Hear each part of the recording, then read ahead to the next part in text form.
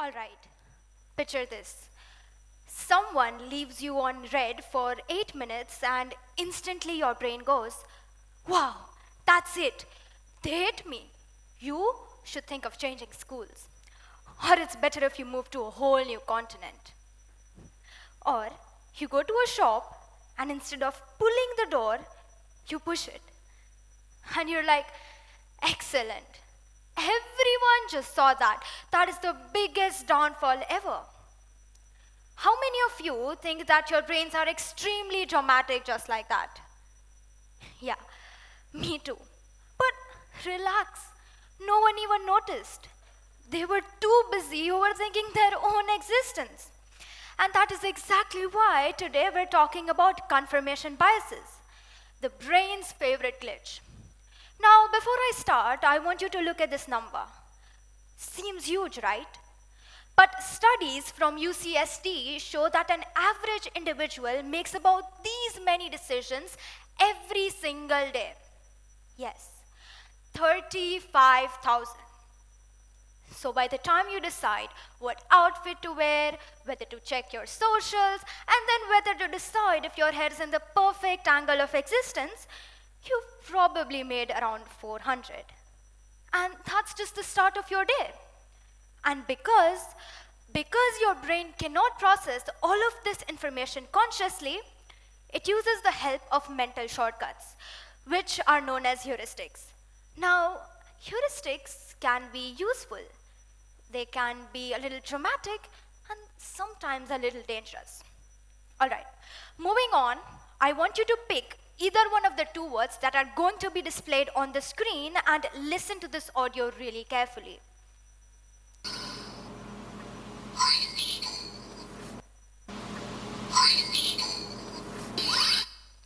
Now, I want you to pick the other word and listen to the same audio again.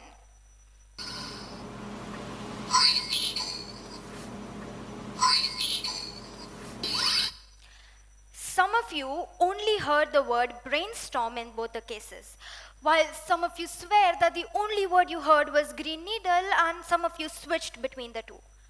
But does that mean that the audio changed? No, it didn't. Your expectation of it did. And that is exactly what happens in real life.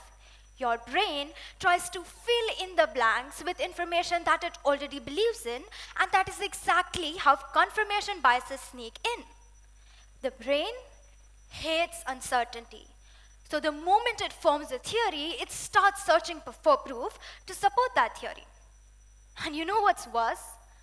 All of this becomes worse thanks to negativity bias, which states that the brain tends to think about negative possibilities more rather than positive ones. So it's like your brain's way of telling you, better safe than socially embarrassed. So let's take an example.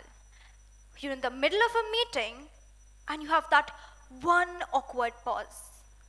And you're like, oh my God, everyone is judging me. And you feel exactly like this picture right here. Studies show that individuals overestimate how much others notice them by almost 200%. This is known as the spotlight effect, which was first discovered by Gilovich, Medwick, and Savitsky. But I like to call this the main character effect. We live so loudly inside our own heads that we think that everyone else is watching the same movie, when in reality they're not. They're staring at their own chaos. Now, before I move on, let me tell you an embarrassing story about myself. One time, I waved out at a friend enthusiastically across the corridor.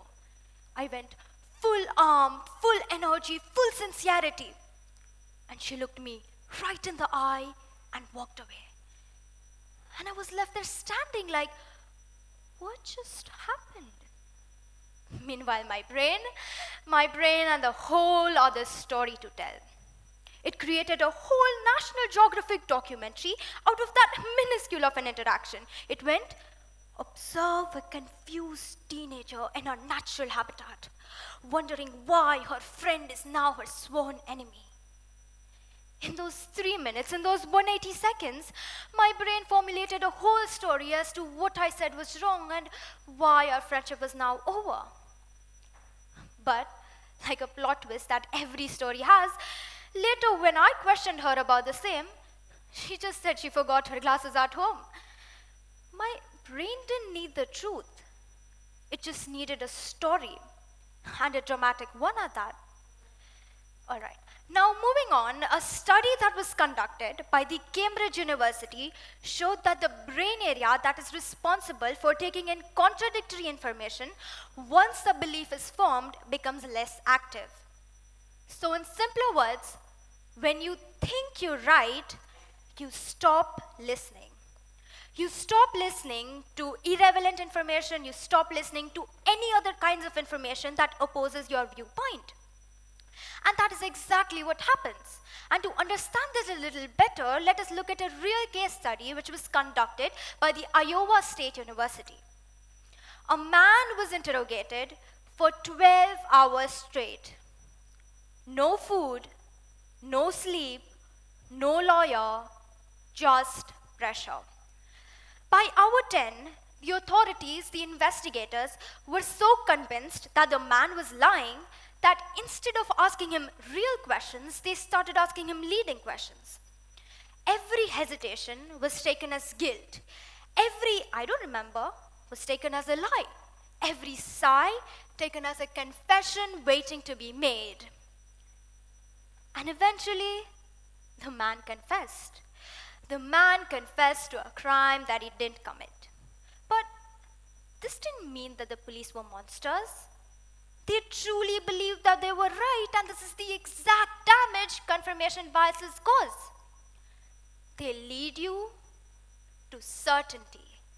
They make you believe that you're truly right when oftentimes you may not be. And all of this happens because a belief is formed. You see the graph.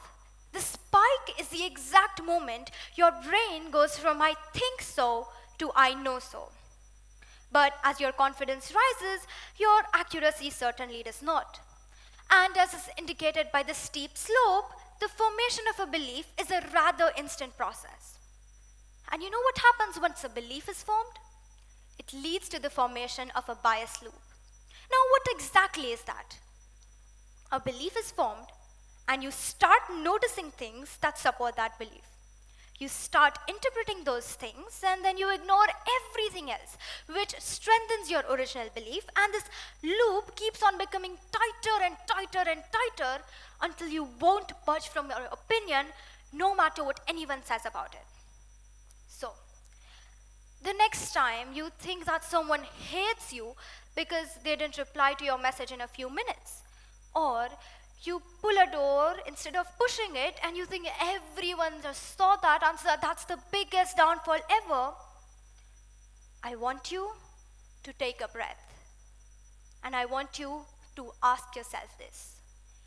Is this real, or is this just what my brain wants me to confirm? Now, of course, confirmation biases cannot be eliminated. That is just impossible. But you can slow them down, you can challenge them. Yeah, maybe your brain can get the right to write the first version of the story, but you can write the final draft. Which is good, because if I believed every dramatic assumption that my brain made, I'd have blocked 36 people, dropped out of school twice, and let's be real, probably moved to the mountains to find myself. So yeah, you are the main characters of your life. Just maybe don't let your brain direct the whole show unsupervised. And that more than anything is how you live beyond boundaries. Thank you.